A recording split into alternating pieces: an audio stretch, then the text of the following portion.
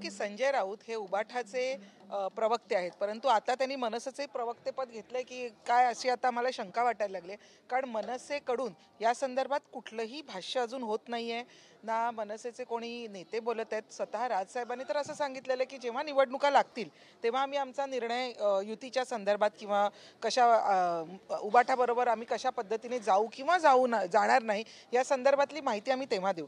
पण मला असं वाटतं की हे विश्वप्रवक्त्यांना खूप घाई लागलेली आहे, कारण त्यांना आता फक्त मुंबई महानगरपालिकेची जी त्यांना सोन्याचे अंड देणारी कोंबडी होती तेवढीच दिसते त्यांना.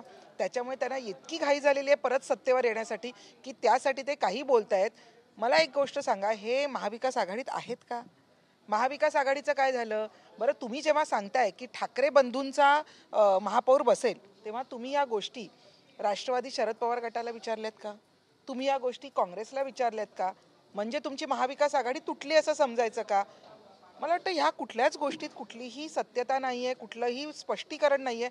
फक्त मनाला येईल ते बडबड करणं एवढंच हे संजय राऊत करत असतात. प्रामुख्याने ते असंही म्हटलेले आहेत की जो महापौर बसेल हा आमचाच बसेल आणि प्रामुख्याने आमचा या शब्दांवरती त्यांनी भर दिलेला आहे आणि मराठीच बसेल. गेले 3 दिवसापूर्वी बोलत होते की आमचा म्हणजे उबाटाचा बसेल. आज बोलतायत की आमचा म्हणजे ठाकरे बंधूंचा बसेल. नक्की त्यांना बोलायचं काय आहे? नक्की ते एवढे कन्फ्यूज काय आहेत हेच आम्हाला कळत नाहीये. अहो अजून वेळ आहे इलेक्शनला, ठरवू की आपण कोणाला बसायचंय कुणाला नाही बसायची.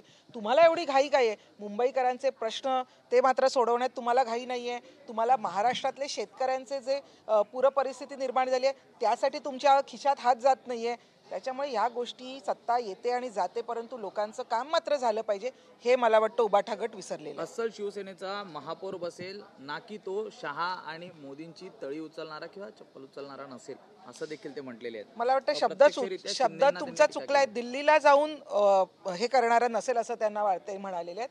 संजय राऊतजी आतापर्यंत दिल्लीला जाऊन स्वतःच्या चपला घासून नाहीशा झालेल्या आहेत. त्याच्यामुळे आता तुम्ही या गोष्टीवर बोलणं हे चुकीचं आहे. आम्ही मात्र एवढं ठामपणे सांगतो की मुंबईवर जो कोणी महापौर बसेल हा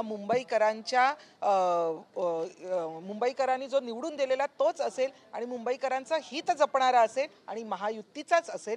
त्याच्यामुळे त्यांना काही बोलू दे. त्यांना कल्पना आहे की आपण यापुढे परत कधीही सत्तेवर येणार नाही, कारण विधानसभेमध्ये जे झालेलं आहे ते त्यांनी बघितलेलं आहे. विधानसभेत जी त्यांची धुळधाण उडालेली आहे. अहो 100 तुम्ही आमदारकी लढवतायत आणि तुमचे फक्त 20 निवडून येत आहेत, ही तुमची परिस्थिती. त्याच्यामुळे संजय राऊतजी आता हे स्वप्न बघणं बंद करा, कारण हे मुंगेरी लाल के हसीन सपने म्हणूनच राहणार आहेत. आज पुन्हा एकदा गणेश नाईकांनी ठाण्यात येऊन जनता दरबार घेतलेला आहे. यापूर्वीच जर आपण पाहिलं तर गणेश नाईकांनी शिंदेंना उपरोक्त अशी टीका केली होती. नेमकं महायुतीत देखील काय चाललंय हा प्रश्न जनतेला पडलेला आहे, कारण ज्या पद्धतीने सर्वच निवडणुका या महायुतीत लढायच्या समन्वय सुरू आहे अशा देखील चर्चा केल्या जात असल्या तरी ज्या पद्धतीने नाईक टीका करत आहेत त्यावरनं सर्व काही अलबेल नसल्याचंच प्रामुख्याने चित्र महायुतीत देखील दिसतंय.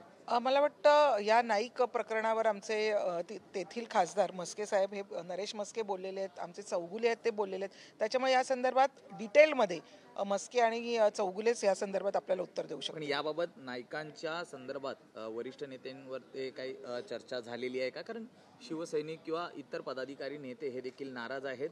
यापुढे खपवून घेतलं जाणार नाहीये शिंदे साहेबांवर बोलण्याबाबत हे देखील उदय सामंतांनी स्पष्ट केलं. अगदी कारण जरी आपण महायुतीत असलो तरी जर आमचे जे मुख्य नेते आणि उपमुख्यमंत्री एकनाथ शिंदे साहेब आहेत यांच्या संदर्भात जर कोणी महायुतीमध्ये सुद्धा जर कोणी अशी चर्चा केली तर जसं उदय सामंतजी म्हणाले त्या पद्धतीनेच आम्ही सांगू की अशा पद्धतीने शिंदे साहेबांवर कोणी काही बोललं तर खपवून घेतलं जाणार नाही. पण मला असं वाटतं की महायुतीत आलबेल आहे आणि जर काही छोट्या मोठ्या कुरबुरी असतील तर त्या वरिष्ठ जे आमचे नेते आहेत ते नक्कीच एकत्र बसून दूर करतील.